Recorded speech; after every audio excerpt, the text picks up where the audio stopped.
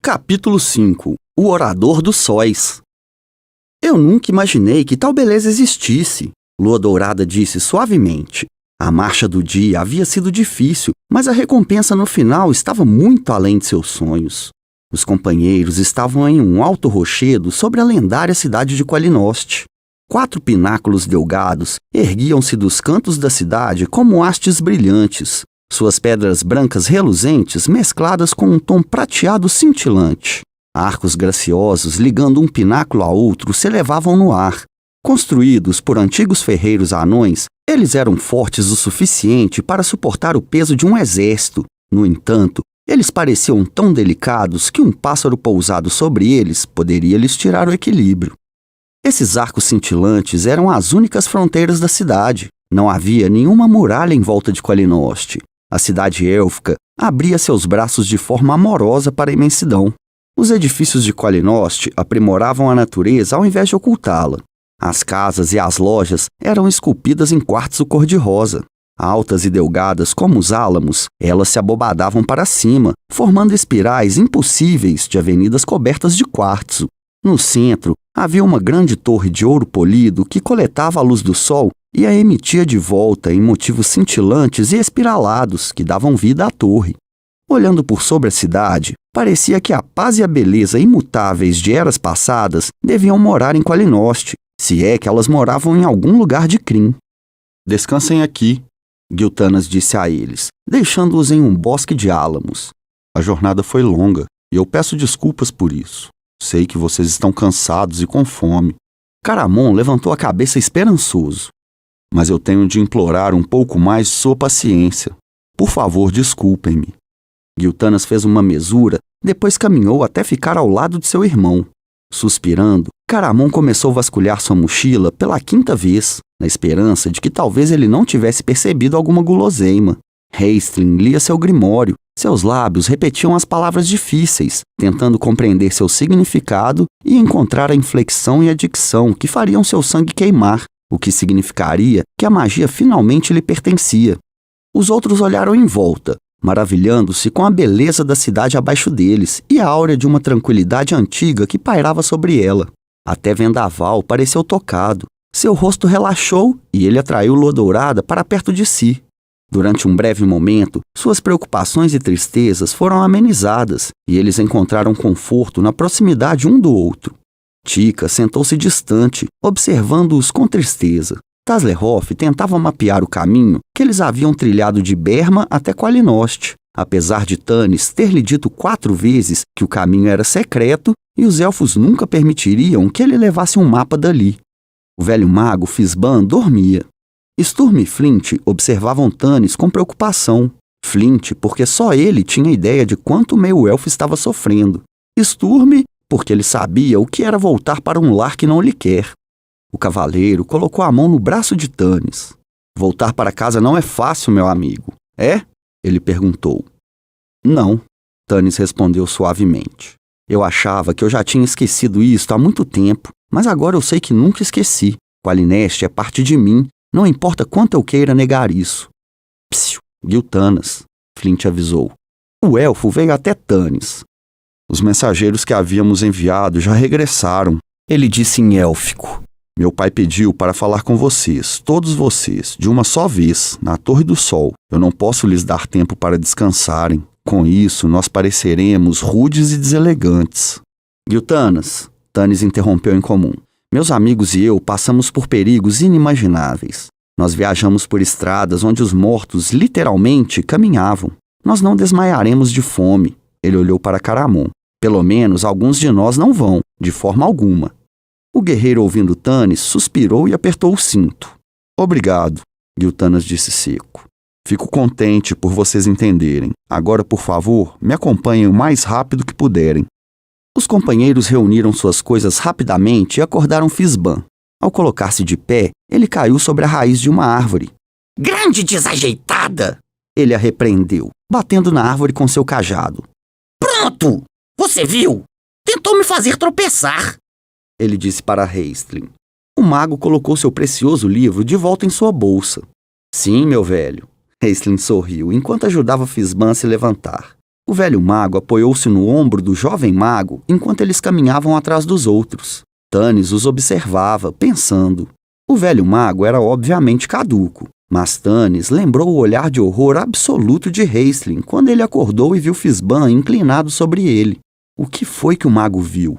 O que é que ele sabia sobre este velho? Tanis disse a si mesmo para perguntar mais tarde. Agora, entretanto, ele tinha outro assunto mais importante em mente. Caminhando apressadamente, ele alcançou o elfo. Diga-me, Giltanas, Tanis disse em élfico, e as palavras com que ele não estava familiarizado foram voltando à sua mente de forma hesitante. O que está acontecendo?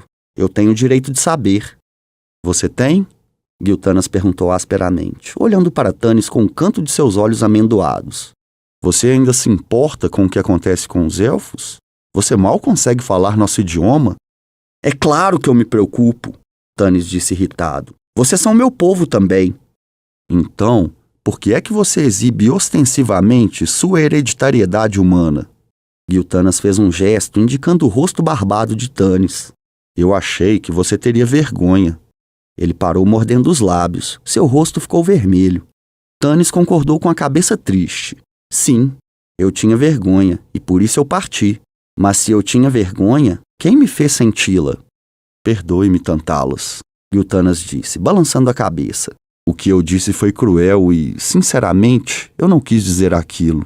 É que, se você conseguisse compreender o perigo que nós enfrentamos... Diga-me! Tanis praticamente gritou, frustrado. Eu quero entender. Nós estamos partindo de Qualineste, Giltanas disse. Tanis parou e olhou fixamente para o elfo. Partindo de Qualineste? Ele repetiu chocado, mudando para comum. Os companheiros o ouviram e trocaram olhares rápidos entre si. O rosto do velho mago ficou sério enquanto ele puxava sua barba. Isso não pode ser verdade, Tanis disse. Partir de Qualineste? Por quê? Com certeza as coisas não podem estar tão ruins assim. Elas estão piores, Giltanas disse com tristeza. Olha a sua volta, Tantalas. Você está vendo os últimos dias de Qualinost. Eles entraram nas primeiras ruas da cidade. Tanis, numa primeira olhada, viu tudo exatamente como ele havia deixado 50 anos antes. Nem as ruas de pedras lampejantes trituradas, nem os álamos dispostos entre elas haviam mudado. As ruas limpas cintilavam na luz do sol. Talvez os álamos tivessem crescido, talvez não. Suas folhas refletiam a luz do final da manhã e os galhos incrustados de ouro e prata sussurravam e cantavam. As casas ao longo das ruas não tinham mudado. Decoradas com quartzo, elas cintilavam sob a luz do sol, criando pequenos arco-íris de cores em todos os lugares para onde eles olhassem. Tudo parecia estar do jeito que os elfos amavam. Lindo, ordeiro, imutável. Mas não, isso estava errado, Tanis percebeu. A canção das árvores agora era triste, como um lamento, não a calma e alegre canção de que Tanis se lembrava. Qualinost tinha mudado, e a mudança era a própria mudança. Ele tentou entendê-la, mesmo que ele sentisse sua alma se encolher com a perda. A mudança não estava nos edifícios, nas árvores, nem na luz do sol se infiltrando por entre as folhas. A mudança estava no ar. O ar estalava de tensão, como acontece antes de uma tormenta. Enquanto andava pelas ruas de Qualinost, Tanis viu coisas que ele nunca tinha visto em sua terra natal. Ele viu pressa, ele viu urgência, ele viu indecisão, ele viu pânico, desespero e desesperança. Mulheres, encontrando amigos e amigas, se abraçavam e choravam. Depois, se separavam e andavam apressadas em direções diferentes. Crianças sentavam-se abandonadas, sem compreenderem, sabendo apenas que suas brincadeiras estavam fora de lugar. Os homens se reuniam em grupos, com as mãos nas espadas, mantendo um olho em suas famílias. Aqui e ali, fogueiras queimavam enquanto os elfos destruíam aquilo que eles amavam e não poderiam carregar com eles, ao invés de deixar que a escuridão vindoura os consumisse. Tanis tinha sofrido com a destruição de Solace, mas a visão do que estava acontecendo com Qualinost penetrou em sua alma como a lâmina cega de uma faca. Ele não tinha percebido o quanto ela significava para ele. Ele sabia no fundo de seu coração que mesmo que ele nunca mais voltasse, Qualineste estaria lá para sempre. Mas não, ele estava perdendo isso também. Qualineste ia perecer. Tanis ouviu um som estranho e se virou. Ele viu o velho mago chorando. Que planos vocês já fizeram? Para onde vocês vão? Vocês podem escapar? Tanis perguntou a Giltanas, desolado. Você descobrirá a resposta para essas perguntas e muitas outras, logo logo, Giltanas murmurou. A Torre do Sol se elevava bem acima dos outros edifícios de Qualinost. A luz do sol refletindo na superfície dourada dava a ilusão de um movimento em círculos. Os companheiros entraram na torre em silêncio, atônitos com a beleza e a majestade do antigo edifício. Só Raistlin olhou em volta sem se impressionar. Para seus olhos, ali não havia beleza, só morte. Giltanas levou os companheiros até uma pequena alcova. Esta sala sai da câmara principal, ele disse. Meu pai está reunido com os chefes de família para planejar a evacuação. Meu irmão foi lhe dizer da nossa chegada. Quando a conversa tiver terminado, nós seremos chamados. Obedecendo a um gesto dele, elfos entraram, trazendo jarras e bacias com água fresca. Por favor, refresquem-se o quanto o tempo permitir. Os companheiros beberam. Depois, lavaram a poeira da jornada de seus rostos e de suas mãos. Sturm removeu o manto e poliu cuidadosamente sua armadura o melhor que ele podia com um dos lenços de Tazlehoff. Lua Dourada escovou seus cabelos brilhantes, mantendo seu manto preso à volta de seu pescoço. Ela e Tanis tinham decidido que o medalhão que ela usava deveria ficar escondido até que a hora fosse propícia para revelá-lo. Alguns o reconheceriam. Fisban tentou, sem muito sucesso, endireitar seu chapéu amassado e sem forma. Caramon olhou em volta procurando alguma coisa para comer. Giltanas ficou separado de todos eles. Seu rosto estava pálido e sério. Poucos minutos depois, Portius apareceu na porta em arco. Vocês foram chamados, ele disse, austero. Os companheiros entraram na câmara do Orador dos Sóis. Nenhum humano tinha visto o interior deste edifício durante centenas de anos. Nenhum Kender jamais o viu. Os últimos anões que o viram foram aqueles que estiveram presentes durante sua construção, centenas de anos atrás. Ah, sim, isto é o trabalho de um artesão, Flint disse em tom suave, com lágrimas embaçando seus olhos. A câmara era redonda e parecia imensamente maior do que a delgada torre era capaz de acomodar. Construída inteiramente em mármore branco, não havia vigas nem colunas. A sala se elevava por dezenas de metros e formava um domo bem no alto da torre, onde um lindo mosaico feito de um ladrilho ornado e reluzente retratava o céu azul e o sol em uma das metades, a lua prateada, a lua vermelha e as estrelas na outra. As duas metades eram separadas por um arco-íris. Não havia luzes na câmara. Janelas e espelhos construídos com muito engenho traziam a luz do sol para dentro da câmara, onde quer que o sol estivesse localizado no céu. Os raios de luz convergiam para o centro da câmara, iluminando uma tribuna. Não havia assentos na torre. Os elfos ficavam em pé, homens e mulheres juntos.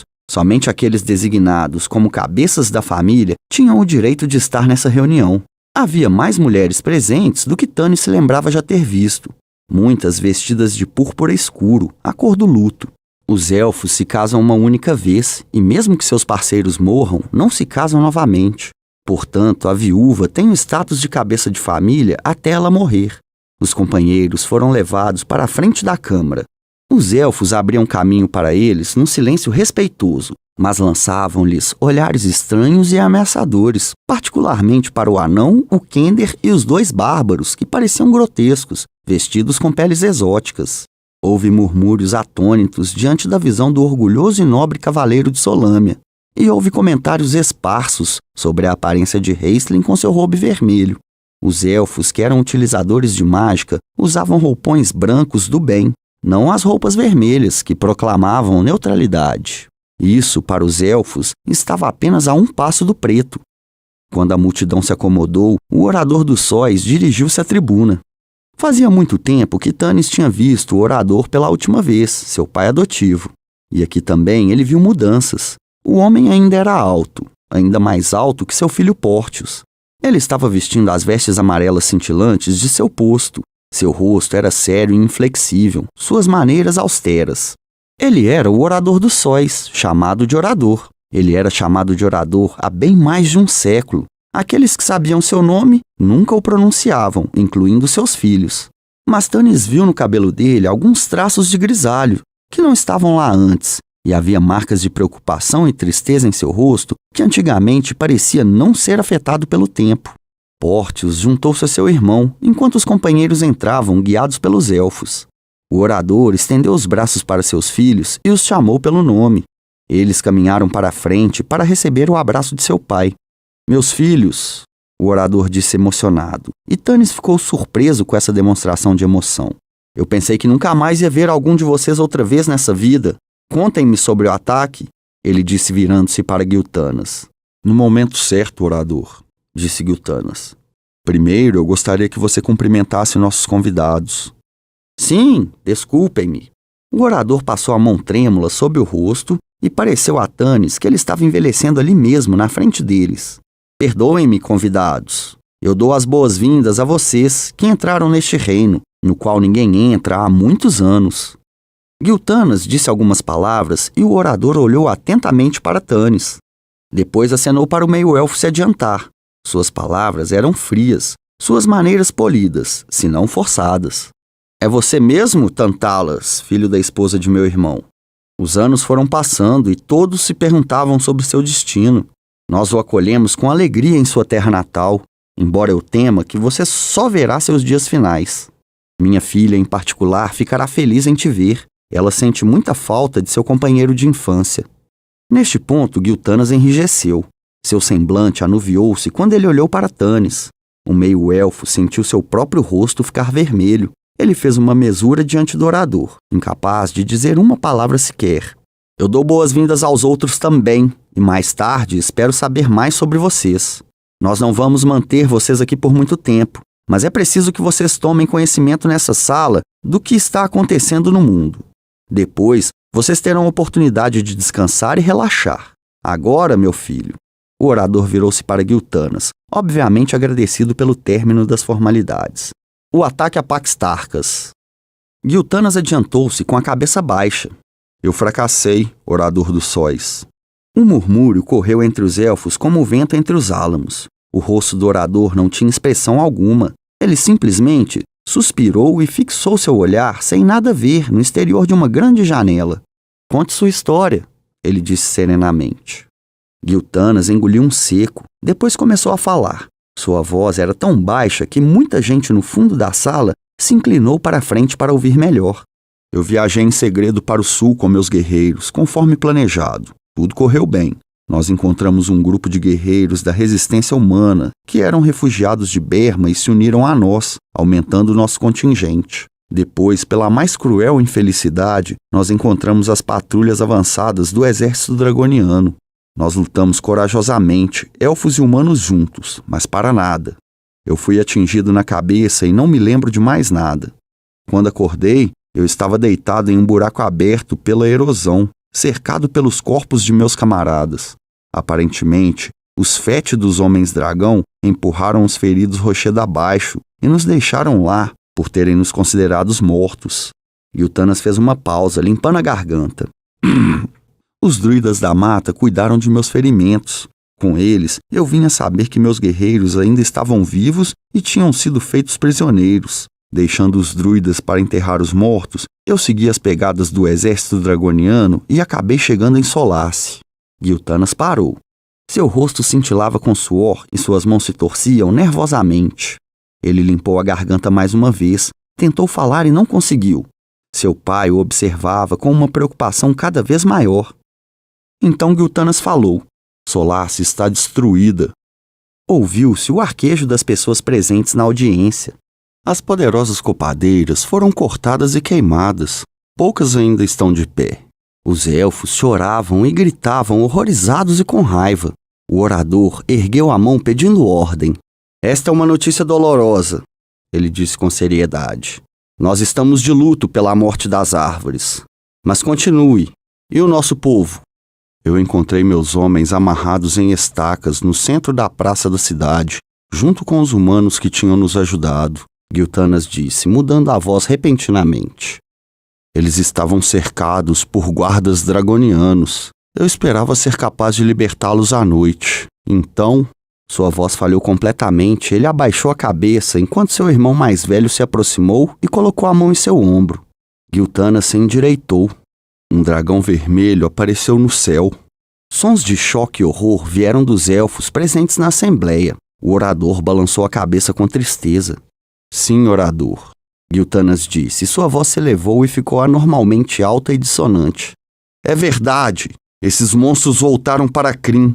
O dragão vermelho voou em círculos sob Solace e todos que o viram fugiram apavorados.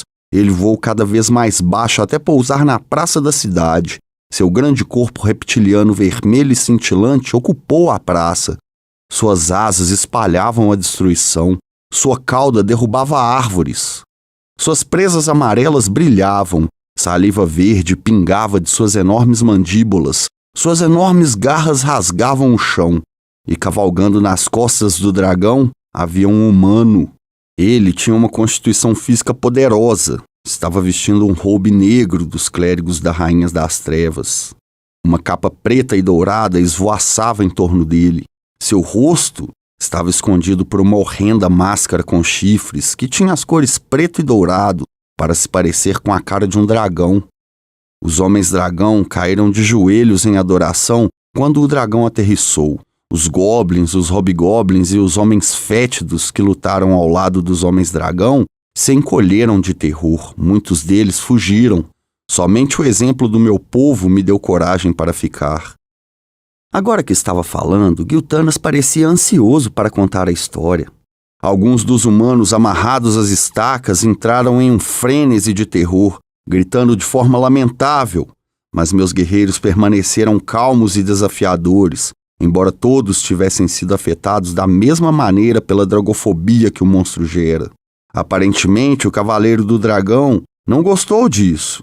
Ele olhou para eles, depois disse com uma voz que veio das profundezas do abismo.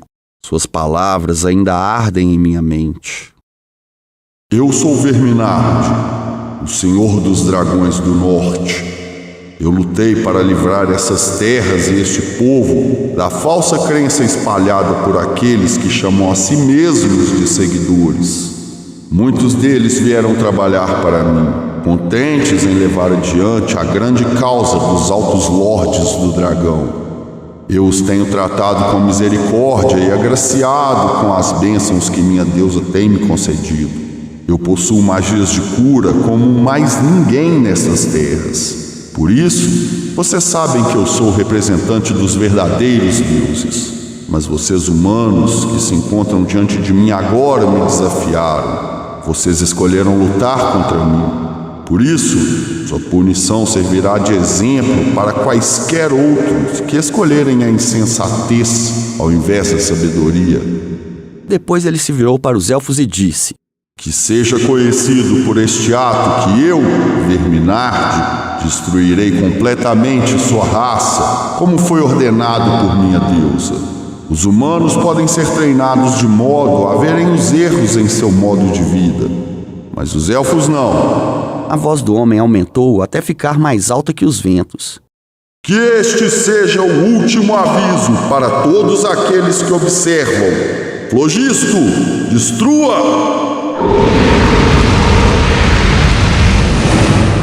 E com isso, o grande dragão soprou fogo sobre todos os que estavam amarrados nas estacas. Eles padeceram, impotentes, e queimaram até a morte numa agonia terrível. Não se ouvia som algum na câmara. O choque e horror eram grandes demais para as palavras. Uma loucura tomou conta de mim, Giltanas continuou. Seus olhos ardiam de emoção, quase um reflexo do que eles haviam visto. Eu comecei a correr adiante para morrer com meu povo, quando uma grande mão me agarrou e me arrastou para trás. Era Teros Ferro Forjado, o ferreiro de Solace. Agora não é hora de morrer, elfo, ele me disse. Agora é hora da vingança. Eu caí e ele me levou para sua casa, colocando sua própria vida em perigo. E ele teria pago por sua bondade com a vida, não fosse esta mulher tê-lo curado. Giltanas apontou para a lua dourada que estava atrás do grupo, o rosto encoberto por sua capa de pele. O orador virou-se para fitá-la, da mesma forma que o fizeram os outros elfos na câmara com seus murmúrios sérios e assustadores. Teros é o homem que foi trazido para cá hoje, orador, Portius disse. O homem que só tem um braço. Nossos curandeiros dizem que ele viverá, mas eles dizem que ele foi salvo por um milagre. Tão assustadores eram seus ferimentos. Adiante-se, mulher das planícies, o orador ordenou com gravidade. Lua Dourada deu um passo na direção da tribuna, Vendaval ao seu lado.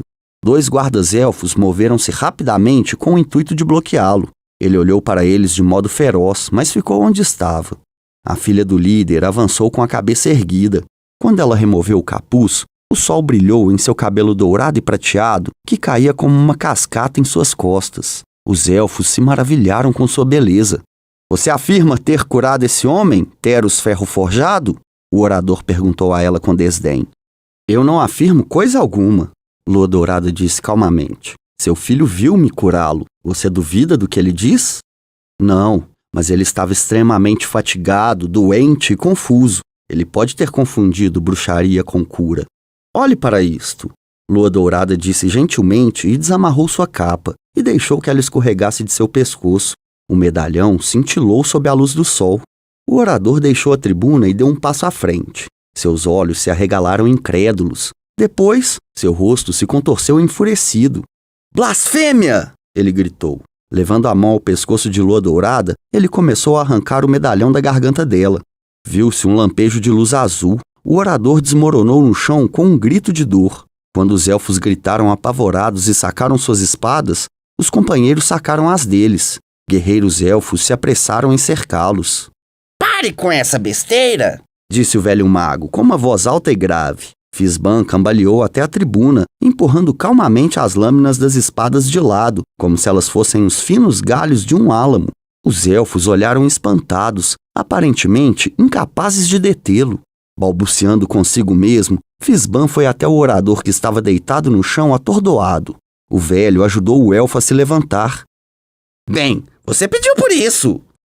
Fisban repreendeu, enquanto tirava o pó das vestes do orador e o elfo olhava para ele de boca aberta. Quem é você? O orador disse arfando. Como é que era aquele nome mesmo? O velho mago olhou em volta, à procura de Taslerhoff. Fisban, o Kender disse, sentindo-se útil. Sim, Fisban é quem eu sou. O mago alisou a barba branca. Agora, Solostaran, eu sugiro que você dispense seus guardas e diga a todos para se acomodarem. Eu mesmo gostaria de ouvir a história das aventuras dessa jovem senhora e você ficaria muito bem em ouvir. E não lhe custaria nada pedir desculpas a ela também. Enquanto Fisban apontava o dedo para o orador e o balançava, seu chapéu judiado inclinou-se para a frente, cobrindo-lhe os olhos. Socorro! Eu fiquei cego! Raistlin, depois de um olhar receoso para os guardas-elfos, correu para a frente. Ele pegou no braço do velho e arrumou o chapéu dele. Ah, graças aos verdadeiros deuses! O mágico disse, piscando e arrastando os pés no chão. O orador observava o velho mágico com uma expressão confusa no rosto. Depois, como se estivesse vivendo um sonho, ele ficou de frente para a Lua Dourada. Eu peço desculpas, dama das planícies, ele disse num tom suave. Já faz mais de 300 anos que os clérigos élficos desapareceram. 300 anos desde que o símbolo de Mixacal foi visto pela última vez nessas terras. Meu coração sangrou ao ver o amuleto sendo profanado. Perdoe-me. Nós estamos desesperados há tanto tempo que eu não vi a esperança que chegava. Por favor, conte-nos sua história, se não estiver exausta. Lua Dourada contou a história do medalhão, falando sobre Vendaval e o apedrejamento, o encontro dos companheiros na hospedaria e a jornada deles a Shaktizaroth. Ela falou da destruição do dragão e de como ela recebeu o medalhão de Mixacal, mas ela não mencionou os discos. Os raios do sol se alongaram enquanto ela falava, mudando de cor à medida que o crepúsculo se aproximava. Quando sua história terminou, o orador ficou em silêncio durante um longo tempo. Eu tenho de pensar em tudo isso e no que isso significa para nós, ele disse finalmente. Ele virou-se para os companheiros. Vocês estão exaustos. Eu vejo que alguns de vocês ainda estão em pé só pela coragem. Na verdade, ele sorriu, olhando para Fisban, que estava encostado em um pilar, roncando levemente. Alguns de vocês estão dormindo em pé. Minha filha, Laurana, os levará a um lugar onde vocês poderão esquecer seus temores.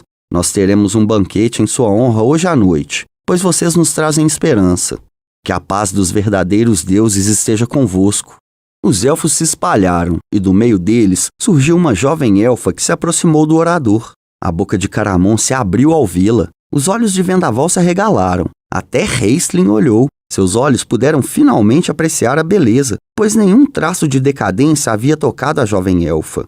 O cabelo dela era como mel escorrendo de uma jarra. Ele jorrava sobre os braços e ao longo de suas costas, passando sua cintura e tocando seus punhos quando ela parou com os braços junto ao corpo. Sua pele era macia e marrom como madeira. Ela tinha os traços delicados e refinados dos elfos, mas esses traços eram combinados com lábios cheios e olhos grandes, claros e brilhantes, que mudavam de cor como folhas sob a luz do sol. Por minha honra como cavaleiro, Sturm disse com uma mudança no tom da voz. Eu nunca vi uma mulher tão adorável. E nem verá neste mundo, Tanis murmurou. Todos os companheiros olharam imediatamente para Tanis quando ele falou, mas o meio-elfo não notou. Seus olhos estavam na jovem elfa. Sturm ergueu as sobrancelhas, trocou olhares com Caramon, que cutucou seu irmão. Flint balançou a cabeça e deu um suspiro que parecia ter vindo de seus artelhos, de tão profundo. Agora muita coisa fica clara, Lua Dourada disse para Vendaval. Ainda não ficou claro para mim, Tasslehoff disse. Você sabe o que está acontecendo, Tika? Tudo que Tika sabia era que, olhando para Laurana, ela se sentiu subitamente desarrumada e vestida pela metade, sardenta e ruiva. Ela puxou sua blusa mais para cima, cobrindo os seios, desejando que ela não revelasse tanto ou que ela tivesse menos para revelar. Diga-me o que está acontecendo! Tasslehoff sussurrou, vendo os olhares de entendimento trocados pelos outros. E eu não sei, Tika respondeu asperamente. Só sei que Caramon está fazendo papel de bobo. Olhe para o grande touro. Até parece que ele nunca viu uma mulher antes. Ela é bonita, Tass disse. Diferente de você, Tika. Ela é magra e ela caminha como uma árvore, balançando ao vento e... Ah, cala a boca, Tika disse furiosa para o Kender. Depois deu um empurrão em Tass que quase o derrubou. Tasslehoff olhou para Tika ofendido. Depois, se aproximou de Tanis, determinado a se manter perto do meio-elfo até descobrir o que estava acontecendo. Eu lhes dou as boas-vindas a Qualinost, honrados convidados. Laurana disse timidamente, com uma voz que soava como um riacho límpido correndo por entre as árvores. Por favor, sigam-me. O trajeto não é longo e vocês encontrarão comida, bebida e descanso ao final dele. Movendo-se com uma graça infantil, ela caminhou entre os companheiros que abriram espaço para ela, como os elfos haviam feito, todos eles olhando para ela com admiração. Laurana baixou os olhos com uma modéstia virginal e, quando percebeu os olhares dos companheiros, suas bochechas ficaram vermelhas. Ela ergueu os olhos uma vez e isso aconteceu quando ela passou por Tanis, um olhar de relance que só Tanis viu. Seu rosto ficou perturbado, seus olhos ficaram sérios. Os companheiros deixaram a Torre dos Sóis depois de acordar Fisban.